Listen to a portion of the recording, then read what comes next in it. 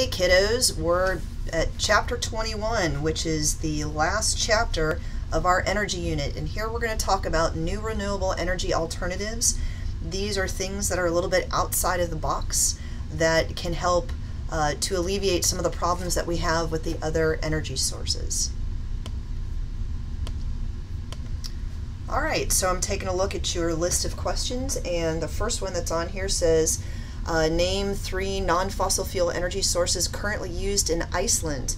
They use geothermal, hydropower, and hydrogen fuel cells there. And this is necessary because if you think about where Iceland is, it's really tough to get stuff over there. So they are using sources of fuel that are right there on site. And if you look at this particular one, this is geothermal, and this should make sense to you. Geothermal is using the heat from the Earth's core to boil water, to create steam, to turn the turbine, to turn the generator, to create the electricity. And you can see here that that's not a problem because all these little dots that are here up front are people who are swimming in this heated spring in front of this geothermal power plant. Okay, so which 2 renewable resources are most often used worldwide for energy? Hydropower and biomass. Oh, let me back up a second. You're like, why did she bring up Iceland and not talk about it anymore? The answer is, a great FRQ would be if you live in a remote location where you can't bring in things. What are some sources of power if you live near a source of magma could you use? So these type of things, think about how they could be utilized in different places of the world. All right, so let me back up. Back to where we were. Which 2 renewable resources are most often used worldwide for energy? You can look at figure 21.1 in your textbook. Hydropower and biomass. And those were talked about in chapter 20. So if you've already forgotten what hydropower is, that's hydroelectric dams, and biomass, which is just straight up plants. If you've forgotten how those are used as a source of power, go back to chapter 20 and take a look at that. What we are going to be talking about next, though, are the 3 quote-unquote new renewable energy sources that are the focus of this chapter. That's going to be solar energy, wind energy, and geothermal. But we are also going to be talking about ocean sources and hydrogen fuel cells, but those are kind of cutting edge, really experimental. All right, so contrast passive and active solar heating. First of all, these 2 things do not create electricity. These 2 things circulate heat that they get from the sun, either through heat up water or for human use, or heat up a dwelling. So this is the broader sense of power in heat, not just electricity. We've been talking about the creation of electricity and combustion up until this point. So let's contrast passive and active solar heating. Passive solar heating is based solely on the construction of a building. This is using its orientation towards the sun, heat absorbing construction material where necessary, so like let's say a black roof or black walls. Something called super insulation, which is where you make your walls really thick out of material that keeps heat once it gets into the home trapped inside. Use of vegetation for shade and overhangs for shade where necessary. Okay, something I've seen pop up on a national exam is understanding which way a home needs to orient in the northern hemisphere in order to take advantage of the sun's rays for heat. You need to have what's called southern exposure. When you face your house towards the south, it means that you get most of the sun's light in your house in the wintertime and not as much in the summertime. This is based on the sun's pathway overhead as your house is oriented in that direction. All right, active solar heating systems are where you heat water for direct use, so you can have like a hot shower, or indirectly to heat the building. So you would take warm water and cycle them through the walls and the floors in pipes to heat your building that way. If you've ever lived up north, you may have taken advantage of the benefit of a heated floor. It's really nice. And you would do that by heating up water through the sun's light outside and then putting it through pipes that would then cycle back and forth underneath your floor and heat your floor that way. It involves water passed through tubes to the roof, where dark tubes run through dark colored heat absorbing metal plates mounted in flat boxes covered with glass plates. When I show you a picture, these are still not solar panels. Here in the state of Florida, we often use this method to heat pool water. Alright, so remember, solar panels produce electricity. Active solar heating systems, while it still uses panels exposed to the sun, it's just heating water. Alright, let's go ahead and talk about pictures. This is a really great one for you to see the difference between passive and active solar heating for a home. You can see on the left, it's all about the way that it's oriented, and you can see in the winter you get more sunlight into the house, so it warms up your home when you want it heated, and in the summer the sun is higher in the sky, so you get less of it beaming into your house, provided that you have this, you know, the bank of windows, southern exposure, all of that other good stuff. So this is heating and cooling your house based on the construction of the house. This is one of the reasons why, if you see the old style Florida homes, they are built in a certain direction, and they're built up off the ground. They're built up off the ground because we largely want to stay cool down here, so you have air circulating underneath your house to help cool it down. And then also, the homes are built in such a way that you have a constant wind passing through your home because of differences in temperature in the air. Alright, active solar heating is there on the right, and that is where you use a pump. Something is actively happening, and you pump water up to the roof. It heats up because it's in a dark box and dark tubing, and then you circle it through the house, and then you can also use that warm water for things like taking a shower or washing your dishes or your clothes. So make sure that you know the difference between those two, and then hypothesize where these things would be used. You're probably going to see more passive solar heating for a house, probably here again in the state of Florida, because it's heating and cooling. Active solar heating, if you're actually going to use this to heat up your home, this may be something that is more likely to happen up north. But again, people use this for heating their pool water. And then think about the why. Why would you do that? Well, the sun's energy is landing all around us without being utilized. Why not go ahead and take advantage of that instead of burning coal to create electricity to then heat your water, or cool your house, or using nuclear power to then do the same thing. So this is a way of avoiding all of those other energy sources that we've talked to you up until this point, utilizing just the sun's rays that are coming down anyway. Alright, here is another benefit.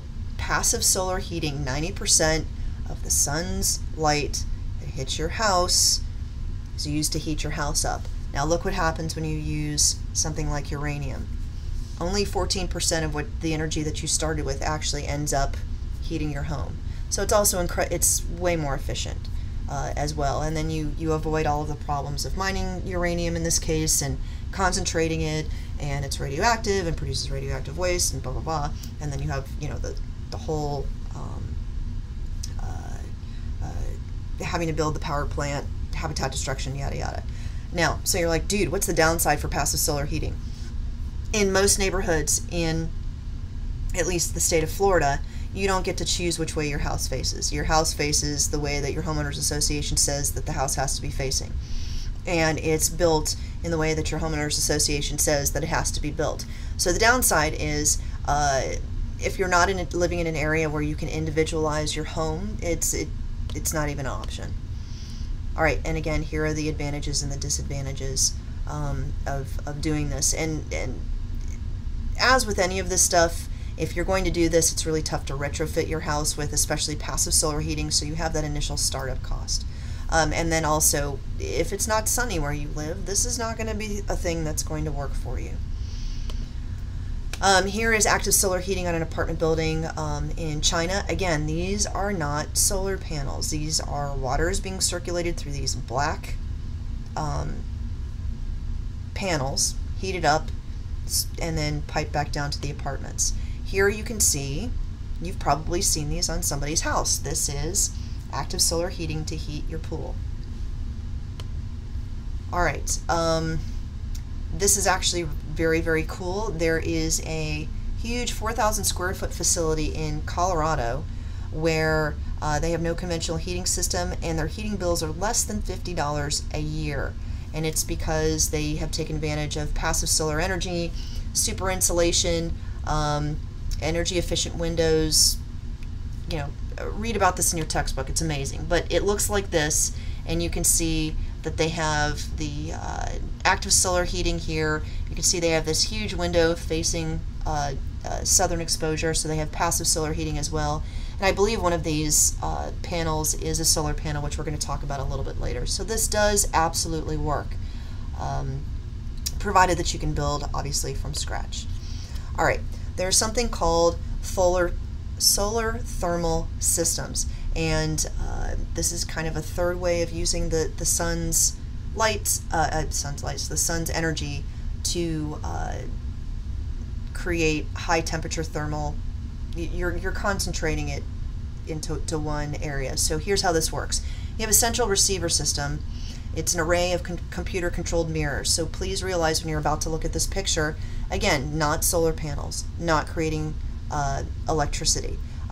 They're mirrors that track the sun and focus the sunlight onto a central receiver, which is called a power tower.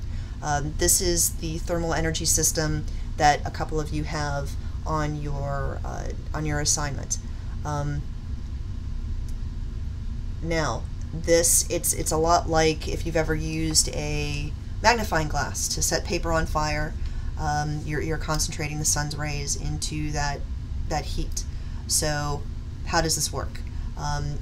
It goes beyond simply taking that heat, distributing it into houses. That heat is hot enough to boil water, to turn the turbine, to turn the generator, to create the electricity. So very much in the same way as hydroelectric dams, this is a way of creating electricity without that combustion component that you see in coal-fueled power plants.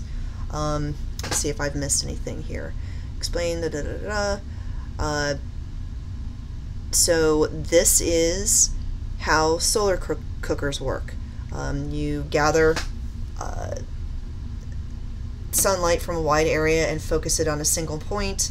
Then that boils the water to turn the turbines, to turn the generators, to create the electricity. What device is used to concentrate the sunlight? It's mirrors. What is the name of the energy receiver in this particular thing? Again, it's called a power tower. And where do you think these facilities would work? The desert.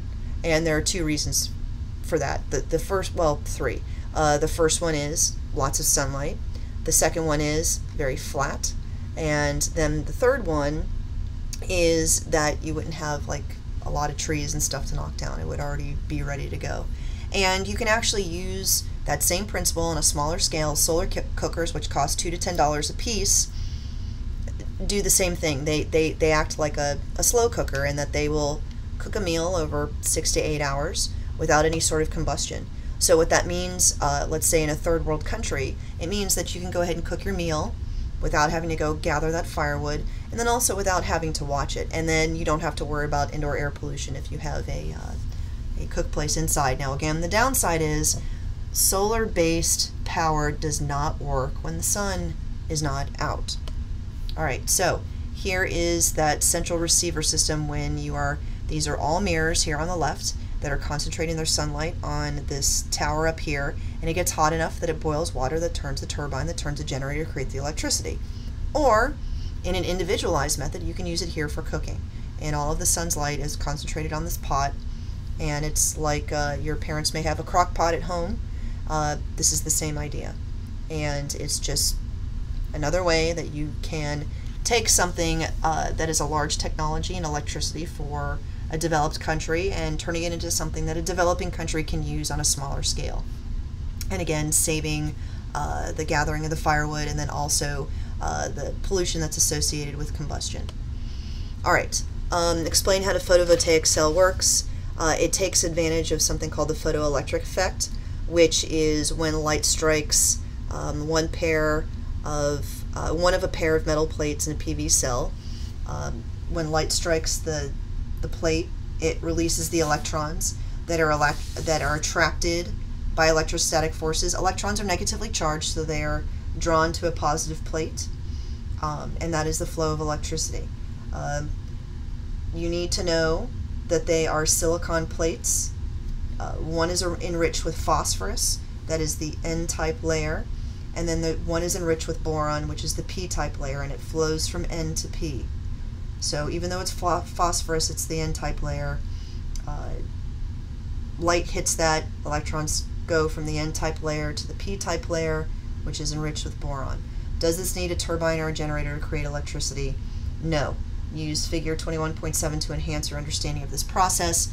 For this particular quiz, I don't know how much of this I will quiz you on, but absolutely on a test, you need to know that a photovoltaic cell, number one, creates electricity. Number two, does it through light hitting one of two wafers that are made of silicon. And it specifically hits the N-type layer, which has phosphorus in it, and the electrons flow to the p-type layer, which has boron in it. And another thing that you need to know about this is that the electricity that is produced is direct current. It is DC. That is not a problem in the rest of the world because their homes and businesses are wired for direct current. Here in the United States, we are wired for alternating current, for AC. So you have to, if you have a solar panel, you have to put in a converter so that you can go ahead and use the power. And you're going to lose some of that power to heat because you're translating it to another form. Then you can store this energy in batteries, or you can use it immediately. And in some cases, you can, if you make more energy than you are going to use in a particular time period, you can sell it back to the power company and make a profit. So some benefits of solar cells. No moving parts, so they theoretically could last pretty much forever.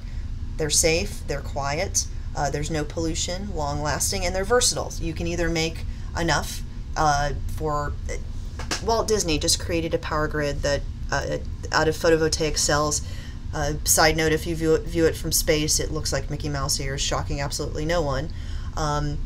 But theirs is enough to power, I think it said, like 820 homes. Or you can have solar panels on your home here in the United States, or you can have one or two solar panels in a village in a third world country to do something like keep a refrigerator running. So let's say you have somebody who is type 1 diabetic in your village. They would then be able to have access to the insulin that they need to survive, because it does need to stay cold in the fridge. Drawbacks, at least in the United States. Installation cost. Because we currently, it is not the current power that is used, it costs money. It costs a significant amount of money to install stuff like this because it's not used all the time. But that drawback can go away. The more people who use solar panels, the cheaper they are to make as you make more of them at a time. And again, the DC power is not immediately useful. And then because this is based on the sun, it cannot be the only source of power that is used. We are currently in the United States built to have a unilateral power grid. It all comes from one power plant. We are not built to take a little bit from one source and a little bit from another and a little bit from another. And then also in terms of storage, up until recently it's been really tough to store a lot of electrical energy in one place. However, the Tesla company is creating these batteries that are large enough to store enough energy, apparently, to power you through not sunny times. Okay, and here's how the panel works. Flows, you can see how the electricity works, and this is actually really cool. These panels were built to act like shingles, so instead of having your roof have shingles or tiles on it, your roof has solar panels. Very cool. There are other folks who are working on nano solar panels so that you can put them on foil. Now imagine all the things that you could put foil on that would then provide an energy source. Imagine a foiled phone case that would automatically charge your phone. Imagine pieces of foil woven into your clothing and then LED fibers woven into your clothing, and you can have your clothing change colors or change images as you desire. Your house, same idea. You could have this on the side of your houses. There's lots of applications for foil solar panels. All right, and here you can see just a couple of solar panels are being used to charge car batteries in this remote village. And this is another benefit of solar panels, is you can set them up and it becomes a tiny little grid, and places that did not have electricity before can then enjoy electricity. If you guys remember when we watched A Girl's Life, there was a girl who had to stay up late at night and burn oil in her hut in order to be able to do her homework, and you have indoor air pollution that's associated with that, and here this wouldn't be the case anymore. Here's photovoltaic cells in a developed country, and these here on the right and the left are ones that are powering an entire building. And this is beneficial. Think about it for a commercial building. If you're getting all of your energy from the sun, from solar panels you have on the top of your roof, you're not having to spend, once you install this, you're not having to spend any of your profit to power your building. That's kind of cool. All right, so what types of countries are most interested in solar power of any sort? Largely sunny areas that can afford the technology, specifically any area that does not have easy access to a centralized energy grid. How can solar panels benefit the environment? It reduces habitat destruction and loss of biodiversity because there's no need to harvest an energy source, and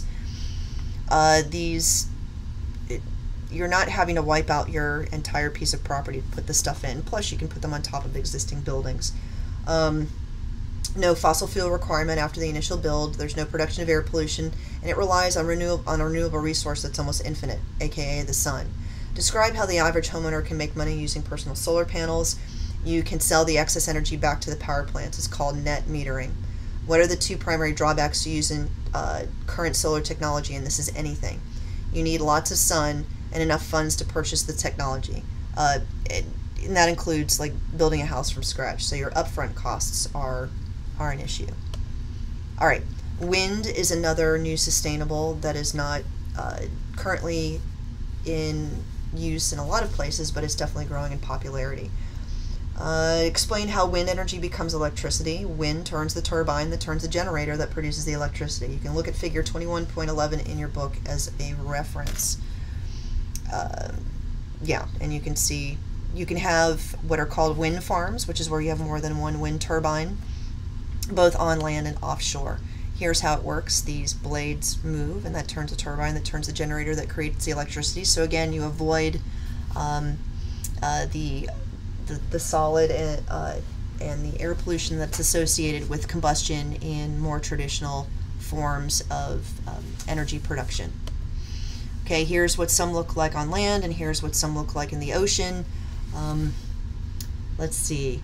Describe what a wind farm is and how the individual turbines are distributed. They're groups of wind turbines on the same property. They are distributed to maximize, or to minimize turbulence and maximize wind speed. So they're spaced far enough away so that the one turning blade does not influence the other turning blades, how they are getting the wind's energy.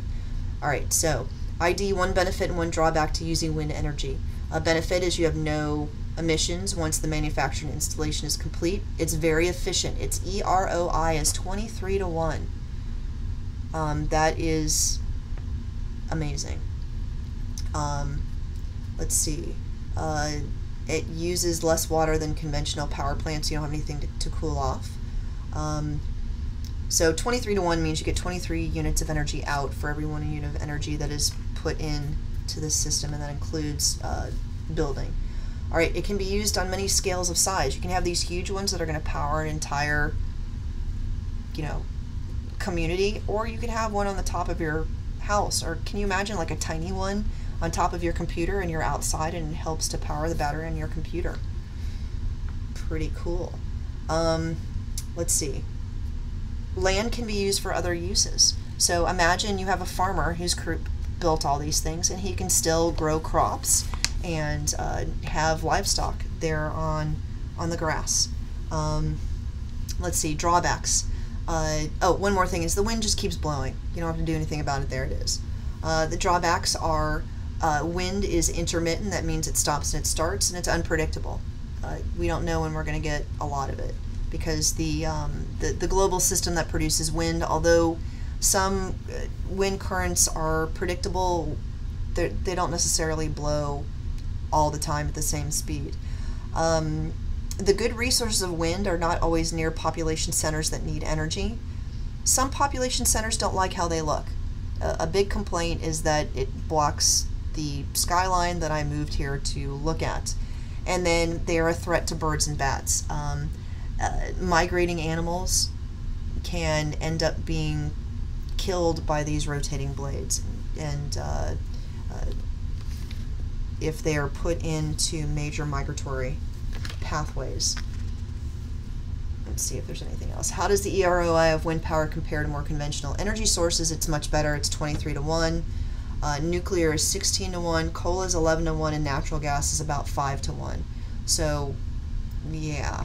How do wind turbines threaten local wildlife? It kills birds at all trophic levels, everything from songbirds to those apex predators like eagles, and then bats that fly into them.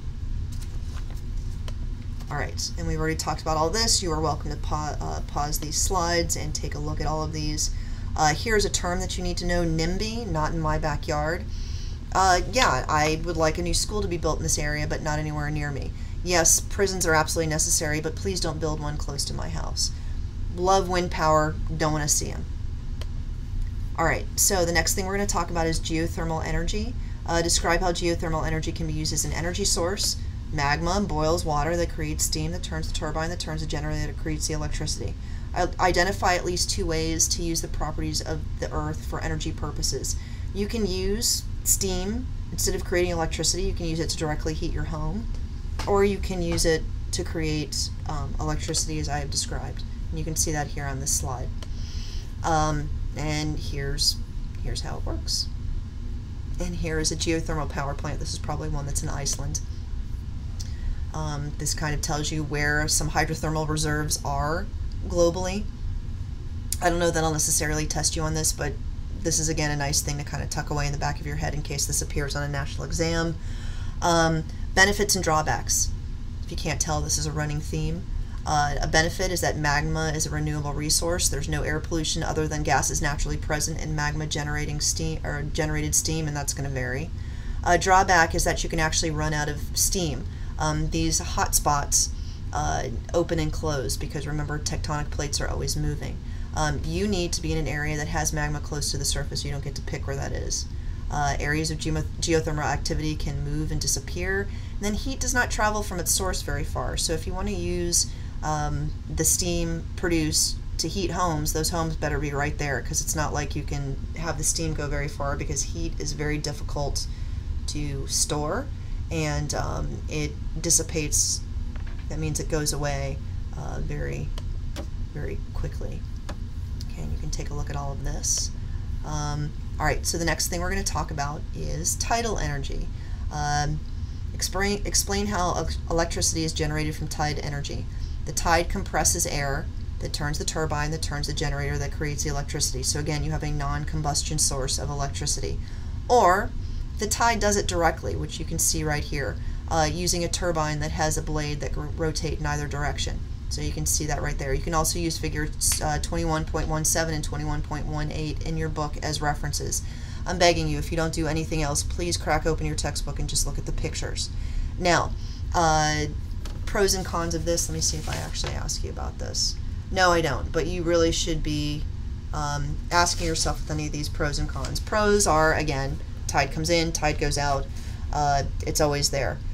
Cons are a couple of things. The first one is whenever you build one of these, you're taking away recreational opportunities for people. Also, you're blocking areas where boats can come in and out. And then anything that you put in salt water is going to corrode, and so you have to take that into account. This is a terrible picture. Apparently I should make that smaller. That shows how the tidal pressure is compressing that air that then turns the turbine, that turns the generator, that creates the electricity. Alright, last thing you need to know is something called OTEC. And OTEC stands for Ocean Thermal Energy Conversion. And there are 2 ways of producing generated this way. There's one that's a closed cycle, and that is, you need to realize, and you know this, in the ocean, the top layer is really warm, and the lower layers are pretty chilly. So if you have a closed system, warm surface water is used to evaporate a low boiling point chemical like ammonia, as an example. So a closed system would be you have this pipe, and so the ammonia gets pumped down to the cold layers where it condenses into a liquid, and then it's pumped up, and as it goes up, its boiling point has got to be below whatever the warmest layer of the ocean is, and so it will boil, and because it's in that short pipe, the steam moves very fast, and so it turns the turbine, that turns the generator, that creates electricity, and then you have a pump that then condenses it again, and that process continues. In an open cycle, warm surface water is evaporated in a vacuum, which creates steam that turns the turbine, that turns the generator, that creates the electricity, and then it's condensed when it's pumped down to the lower depths of the ocean. The side benefit to this is that in open cycle, the water that's condensed is now fresh. So you're actually creating fresh water during this as well that you can then pump out and use for other purposes. The reason this is not widely used is that the cost is high. The vacuum and all the pumping that's done here is done through fossil fuels. Whenever you see a machine, automatically assume that it's being powered by fossil fuels. So this is the kind of thing on a national exam, perhaps a brief one-pointer on an FRQ, maybe 1 or 2 questions. Definitely know what OTEC stands for. Understand how the differentials in temperatures are being used to create electricity, and that should be good enough. All right, last thing we're going to talk about is how electricity is generated from hydrogen. All right, so you have hydrogens are stripped of their electrons, which create a current and generates electricity. Meanwhile, the hydrogen ion goes through a proton exchange membrane and combines with oxygen, which is available in the air, to form water. So the only waste product from this is water vapor, which is very cool. Look at figure 21.19 in your textbook as a reference. How is hydrogen created? Created to do this whole thing. You have to do what's called the electrolysis of water. So you take water and you run a current through it, and it separates it into hydrogen and oxygen, and that's going to be powered by another energy source like coal or a renewable energy source. It can also be obtained you can also get energy from methane when you combine it with energy in water. Can hydrogen fuel be termed completely clean? No, because the creation of hydrogen that takes energy, and it's usually a fossil fuel based energy. So here's how that works. ID, one benefit and one drawback to using any of the sources of power identified in this chapter. Benefits: largely less impact on the environment. Job opportunities: most produce no air pollution after manufacture and installation. The drawbacks are current power grids do not support input from multiple sources, which would be needed. No one source is as consistent as fossil fuel use. Technologies are still relatively expensive, and then our current infrastructure, at least here in the United States, does not support this type of diversity of power sources. Oh, one more benefit is if we went to a diversified power grid, that means that it would be a benefit to homeland security. We would not be depending on foreign countries, some of whom take money from fossil fuel sales to power terrorist organizations.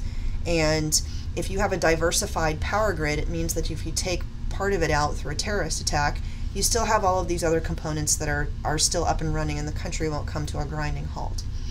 All right, and that brings us to the end of this chapter.